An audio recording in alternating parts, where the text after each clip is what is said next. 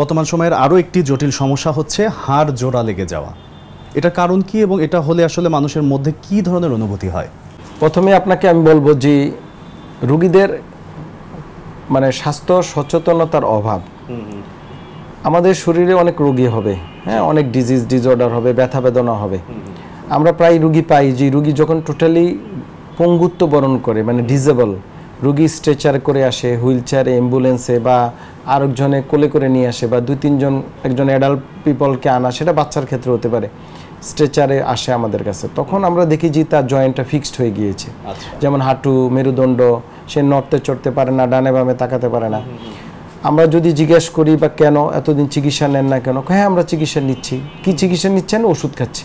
আচ্ছা, যে আমাদের দেশে মানুষের এটি হচ্ছে একটা বড় প্রবলেম, মানুষ চিকিৎসা বলতে বুঝে ওষুধ খাওয়াকে। ব্যথা হলেই আমাদের যেমন একটা কমন সাইকোলজি আছে যে নাপা খাবো, হ্যাঁ একটা ওষুধ খাবো, একটা ওষুধ খাবো, ব্যথা নাশক একটা। এই যে ঔষধ, এই ঔষধ খাওয়ার টেন্ডেন্সি, জনসচেতনার অভাব, এবং আমি বলবো অনেক ক্ষেত্রে ল্যাকিংস, মানে নলেজের অভাবের কারণেই মানুষ এই প্রবলেমগুলো হয়। আমি কিছু রোগের কথা বলি, যেমন রিউমাটয়েড আর্থ্রাইটিস।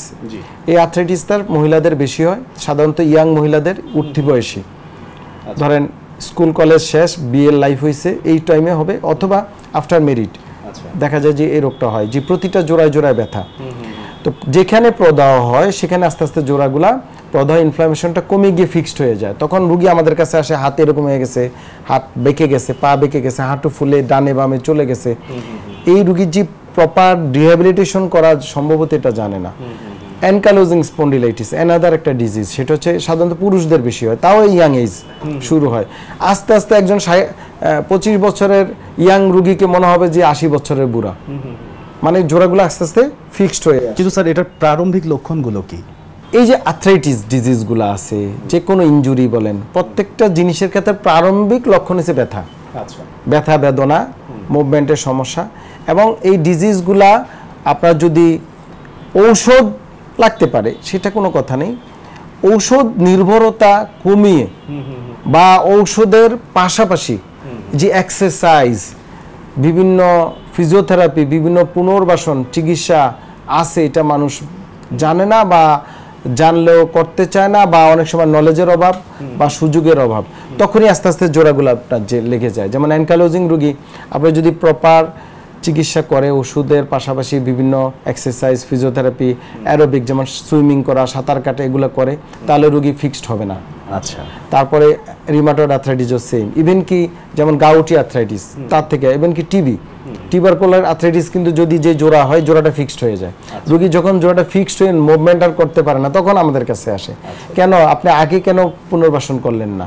তো আমাদের এই যে ফিক্সড হয়ে যাওয়া জোড়া বা যে কোনো রোগ যাই হোক না কেন, সেটা যদি রোগী আগে থেকেই পুনর্বাসন চিকিৎসা করে বা নেয়, অনেক ক্ষেত্রে রোগী চিন্তা করে টাকা পয়সার ব্যাপার বা পায় না, কিন্তু সব ক্ষেত্রেই টাকার ইস্যু না।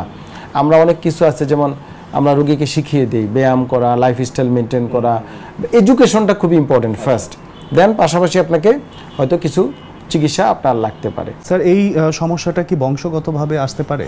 হ্যাঁ, আসতে পারে। কিছু ডিজিজ বংশগত, যেমন অ্যানকালোজিং স্পন্ডিলাইটিস বা রিউমাটয়েড আর্থ্রাইটিস, অটোইমিউন ডিসঅর্ডারগুলো স্পেশালি জেনেটিক্যাল ফ্যাক্টর দায়ী, অনেক ক্ষেত্রেই বংশগত, বাচ্চাদের ক্ষেত্রে হতে পারে, বিভিন্ন জোড়ার বিভিন্ন ডিজিজ হতে পারে, বংশগত হওয়ার সম্ভাবনা আছে।